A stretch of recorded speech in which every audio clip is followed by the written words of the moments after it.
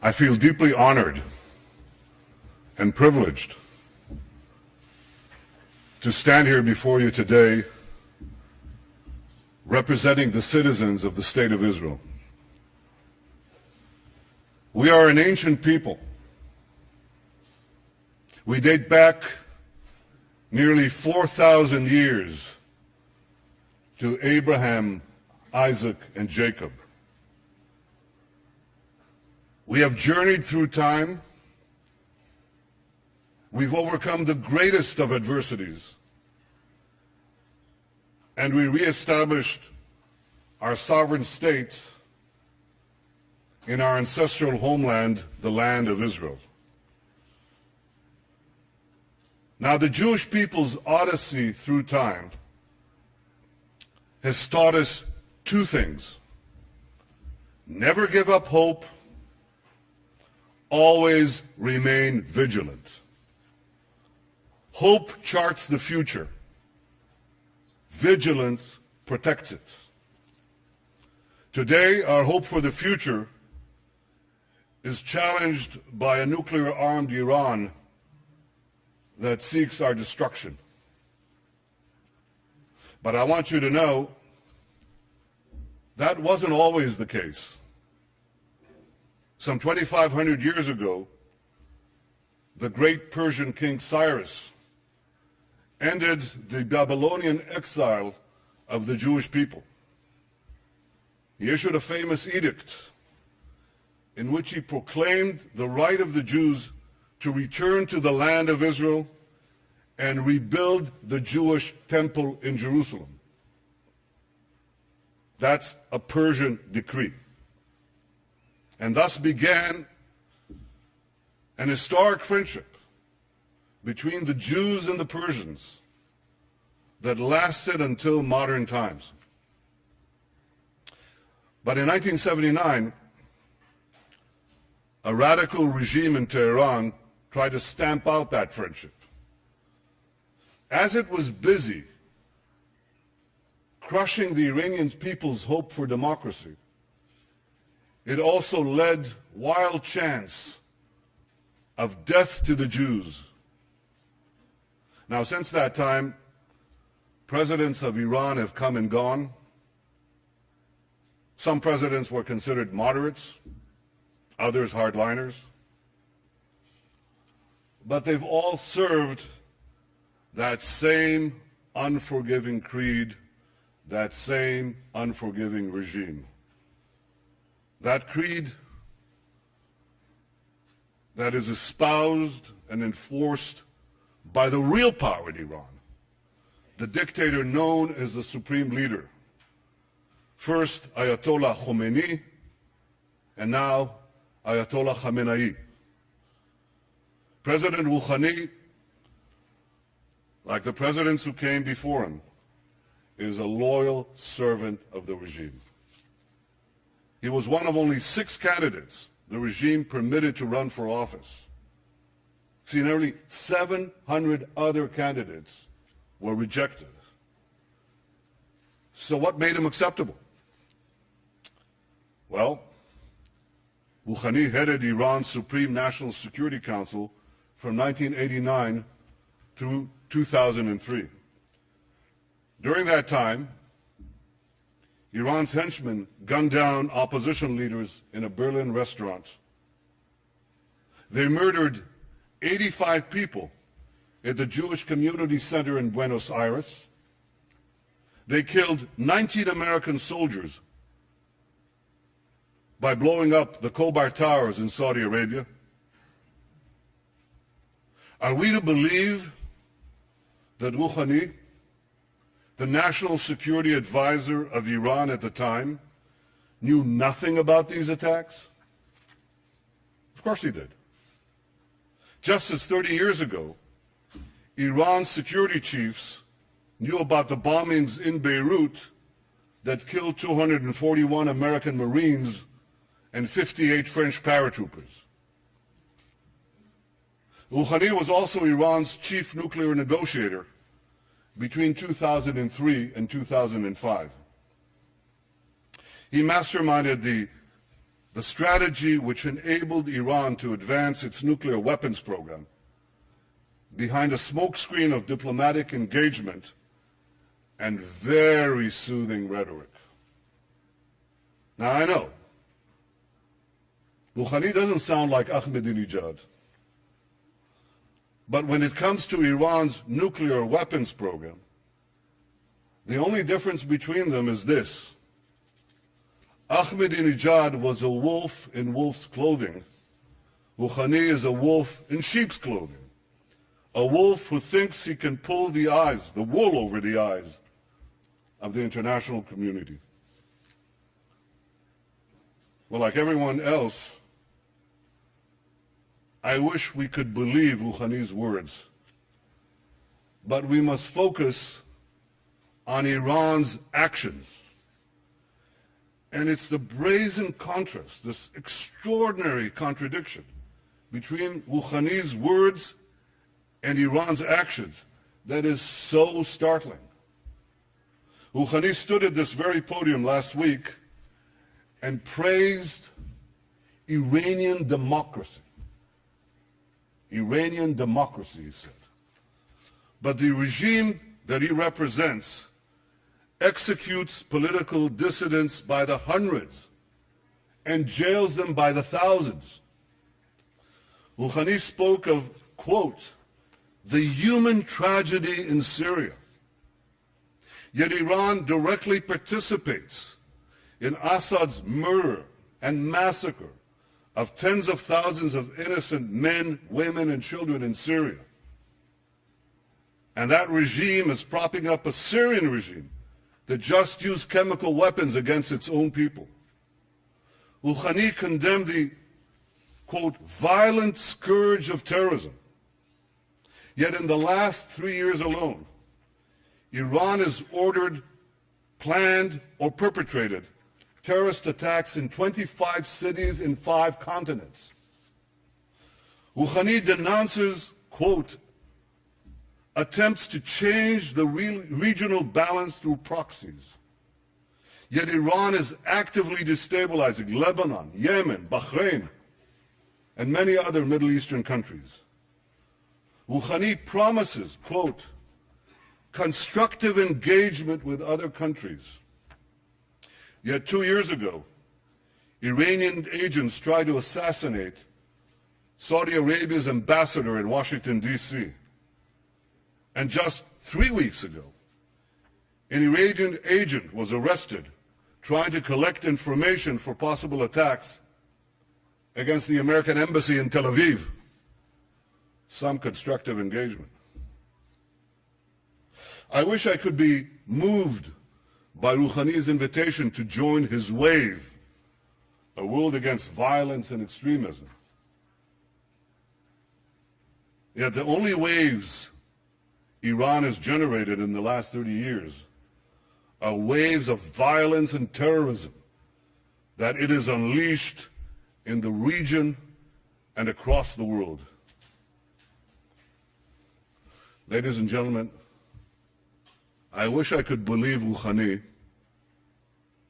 but I don't. Because facts are stubborn things. And the facts are that Iran's savage record flatly contradicts Rouhani's soothing rhetoric. Last Friday, Rouhani assured us that in pursuit of its nuclear program, Iran, this is a quote, Iran has never chosen deceit and secrecy.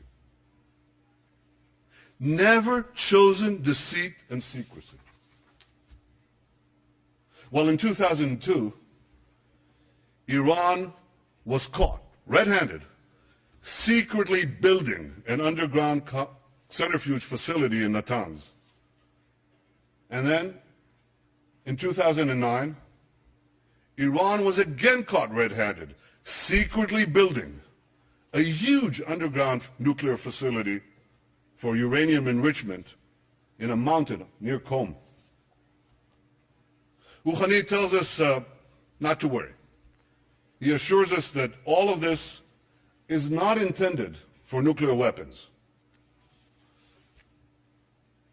Any of you believe that? If you believe that, here's a few questions you might want to ask. Why would a country that claims to only want peaceful nuclear energy, why would such a country build hidden underground enrichment facilities? Why would a country with vast natural energy reserves invest billions in developing nuclear energy? Why would a country intent on merely civilian nuclear programs continue to defy multiple Security Council resolutions and incur the tremendous cost of crippling sanctions on its economy? And why would a country with a peaceful nuclear program develop intercontinental ballistic missiles whose sole purpose is to deliver nuclear warheads? You don't build ICBMs to carry TNT thousands of miles away. You build them for one purpose, to carry nuclear warheads. And Iran is building now ICBMs that the United States says could reach this city in 3 or 4 years. Why would they do all this? The answer is simple. Iran is not building a peaceful nuclear program. Iran is developing nuclear weapons. Last year alone, Iran enriched 3 tons of uranium to 3.5%, doubled its stockpile of 20% enriched uranium, and added thousands of new centrifuges, including advanced centrifuges. It also continued work on the heavy water reactor in Iraq. That's in order to have another route to the bomb, a plutonium path. And since Rouhani's election, and I stress this vast and feverish effort has continued unabated. Ladies and gentlemen, underground nuclear facilities, heavy water reactors, advanced centrifuges, ICBMs. See, it's not that it's hard to find evidence that Iran has a nuclear program, a nuclear weapons program. It's hard to find evidence that Iran doesn't have a nuclear weapons program. Last year when I spoke here at the UN, I drew a red line. Now, Iran has been very careful not to cross that line. But Iran is positioning itself to race across that line in the future at a time of its choosing. Iran wants to be in a position to rush forward to build nuclear bombs before the international community can detect it and much less prevent it. Yet Iran faces one big problem. And that problem can be summed up in one word: sanctions. I've argued for many years, including on this podium, that the only way to peacefully prevent Iran from developing nuclear weapons is to combine tough sanctions with a credible military threat. And that policy today is bearing fruit. Thanks to the efforts of many countries, many represented here, and under the leadership of the United States, tough sanctions have taken a big bite off the Iranian economy. Oil revenues have fallen, the currency has plummeted, banks are hard-pressed to transfer money. So as a result, the regime is under intense pressure from the Iranian people to get the sanctions relieved or removed. That's why Rouhani got elected in the first place. That's why he launched his charm offensive. He definitely wants to get the sanctions lifted. I guarantee you that. But he doesn't want to give up Iran's nuclear weapons program in return. Now, here's a strategy to achieve this. First, smile a lot. Smiling never hurts. Second, pay lip service to peace, democracy, and tolerance. Third, offer meaningless concessions in exchange for lifting sanctions.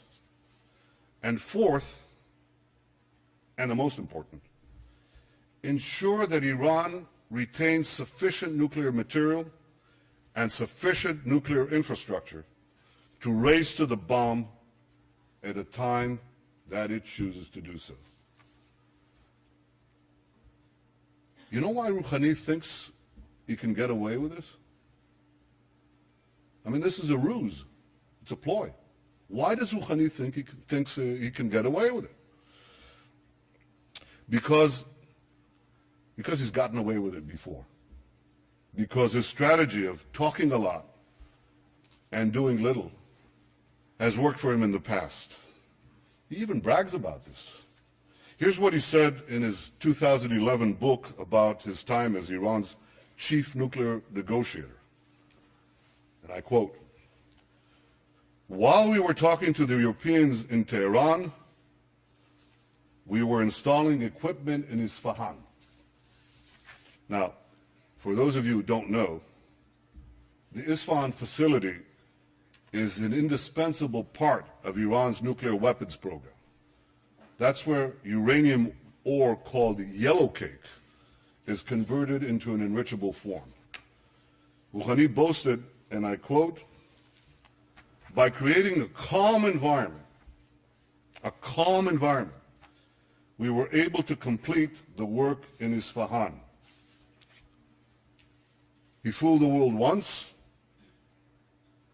Now he thinks he can fool it again. You see, Rouhani thinks he can have his yellow cake and eat it too. And he has another reason to believe that he can get away with this. And that reason is called North Korea. Like Iran, North Korea also said its nuclear program was for peaceful purposes. Like Iran, North Korea also offered meaningless concessions and empty promises in return for sanctions relief. In 2005, North Korea agreed to a deal that was celebrated the world over by many well-meaning people. Here's what the New York Times editorial had to say about it. Quote, "For years now, foreign policy insiders have pointed to North Korea as the ultimate nightmare, a closed, hostile, and paranoid dictatorship with an aggressive nuclear weapons program. Very few could envision a successful outcome, and yet North Korea agreed in principle this week to dismantle its nuclear weapons program, return to the NPT, abide by the treaty's safeguards, and admit international inspectors." And finally, diplomacy, it seems, does work after all. Ladies and gentlemen, a year later, North Korea exploded its first nuclear weapons device. Yet, as dangerous as a nuclear-armed North Korea is, it pales in comparison to the danger of a nuclear-armed Iran. A nuclear-armed Iran would have a chokehold on the world's main energy supplies. It would trigger nuclear proliferation throughout the Middle East, turning the most unstable part of the planet into a nuclear tinderbox. And for the first time in history, it would make the specter of nuclear terrorism a clear and present danger. A nuclear-armed Iran in the Middle East wouldn't be another North Korea. It would be another 50 North Koreas. Now, I know that some in the international community think I'm exaggerating this threat. Sure, they know that Iran's regime leads a these chants, death to America, death to Israel, that it pledges to wipe Israel off the map.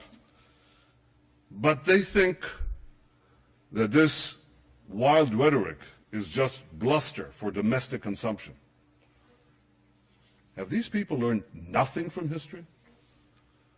The last century has taught us that when a radical regime with global ambitions gets awesome power, sooner or later, its appetite for aggression knows no bounds. That's the central lesson of the 20th century. And we cannot forget it. The world may have forgotten this lesson. The Jewish people have not. Iran's fanaticism is not bluster. It's real. This fanatic regime must never be allowed to arm itself with nuclear weapons. I know that the world is weary of war. We in Israel, we know all too well the cost of war. But history has taught us that to prevent war tomorrow, we must be firm today. This raises the question, can diplomacy stop this threat? Well, the only diplomatic solution that would work is one that fully dismantles Iran's nuclear weapons program and prevents it from having one in the future. President Obama rightly said that Iran's conciliatory words must be matched by transparent, verifiable, and meaningful action. And to be meaningful, a diplomatic solution would require Iran to do four things. First, cease all uranium enrichment. This is called for by several Security Council resolutions. Second, remove from Iran's territory the stockpiles of enriched uranium. Third, dismantle the infrastructure for a nuclear breakout capability, including the underground facility at Qom and the advanced centrifuges in Natanz. And four, stop all work at the heavy water reactor in Iraq aimed at the production of plutonium. These steps would put an end to Iran's nuclear weapons program and eliminate its breakout capability. There are those who would readily agree to leave Iran with a residual capability to enrich uranium. I advise them to pay close attention to what Rouhani said in a speech to Iran's Supreme Cultural Revolutionary Council. This was published in 2005. I quote, here's what he said. A country that could enrich uranium to about 3.5% will also have the capability to enrich it to about 90%. Having fuel cycle capability virtually means that a country that possesses this capability is able to produce nuclear weapons. Precisely. This is why Iran's nuclear weapons program must be fully and verifiably dismantled. And this is why the pressure on Iran must continue. So here's what the international community must do. First, keep up the sanctions.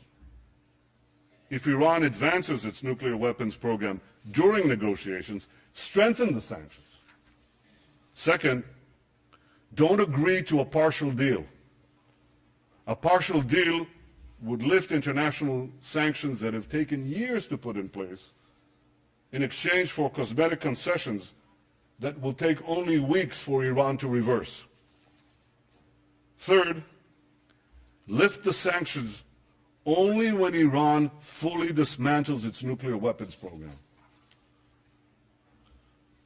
My friends,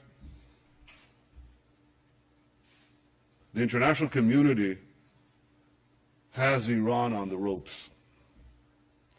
If you want to knock out Iran's nuclear weapons program peacefully, don't let up the pressure.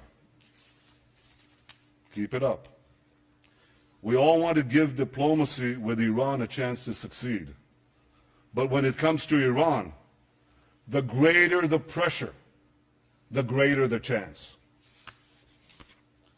3 decades ago, President Ronald Reagan famously advised, trust but verify. When it comes to Iran's nuclear weapons program, here's my advice. Distrust, dismantle, and verify.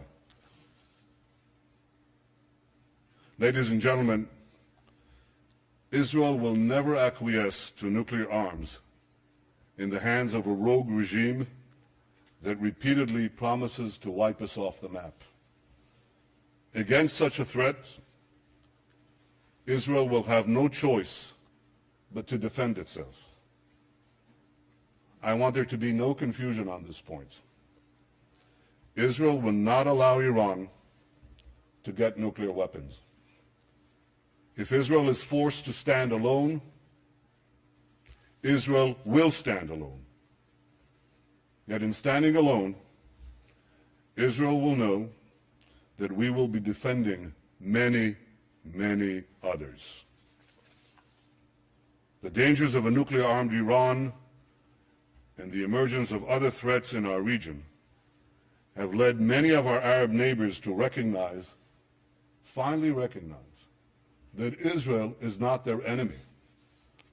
And this affords us the opportunity to overcome historic animosities and build new relationships, new friendships, new hopes. Israel welcomes engagement with the wider Arab world. We hope that our common interests and common challenges will help us forge a more peaceful future. And Israel continues to seek an historic compromise with our Palestinian neighbors, one that ends our conflict once and for all. We want peace based on security and mutual recognition, in which a demilitarized Palestinian state recognizes the Jewish state of Israel. I remain committed to achieving an historic reconciliation and building a better future for Israelis and Palestinians alike. Now, I have no illusions about how difficult this will be to achieve. 20 years ago, the peace process between Israel and the Palestinians began. 6 Israeli prime ministers, myself included, have not succeeded at achieving peace with the Palestinians. My predecessors were prepared to make painful concessions. So am I. But so far, Palestinian leaders haven't been prepared to offer the painful concessions they must make in order to end the conflict. For peace to be achieved, the Palestinians must finally recognize the Jewish state, and Israel's security needs must be met. I am prepared to make an historic compromise for a genuine and enduring peace, but I will never compromise on the security of my people and of my country, the one and only Jewish state. Ladies and gentlemen, one cold day in the late 19th century, my grandfather, Nathan, and his younger brother, Judah, were standing in a railway station in the heart of Europe. They were seen by a group of anti-Semitic hoodlums who ran towards them, waving clubs, screaming, "Death to the Jews." My grandfather shouted to his younger brother to flee and save himself. And he then stood alone against the raging mob to slow it down. They beat him senseless. They left him for dead. And before he passed out, covered in his own blood, he said to himself, "What a disgrace. What a disgrace. The descendants of the Maccabees lie in the mud, powerless to defend themselves. He promised himself then that if he lived, he would take his family to the Jewish homeland and help build a future for the Jewish people. I stand here today as Israel's Prime Minister because my grandfather kept that promise. And so many other Israelis have a similar story, a parent or a grandparent who fled every conceivable oppression and came to Israel to start a new life in our ancient homeland. Together we've transformed a bludgeoned Jewish people, left for dead, into a vibrant, thriving nation, defending itself with the courage of modern Maccabees, developing limitless possibilities for the future. In our time, the biblical prophecies are being realized. As the prophet Amos said, they shall rebuild ruined cities and inhabit them. They shall plant vineyards and drink their wine. They shall till gardens and eat their fruit. And I will plant them upon their soil, never to be uprooted again.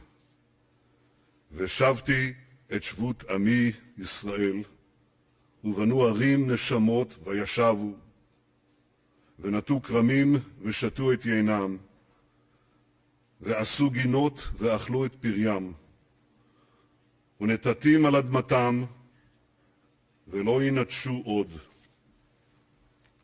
Ladies and gentlemen, the people of Israel have come home never to be uprooted again.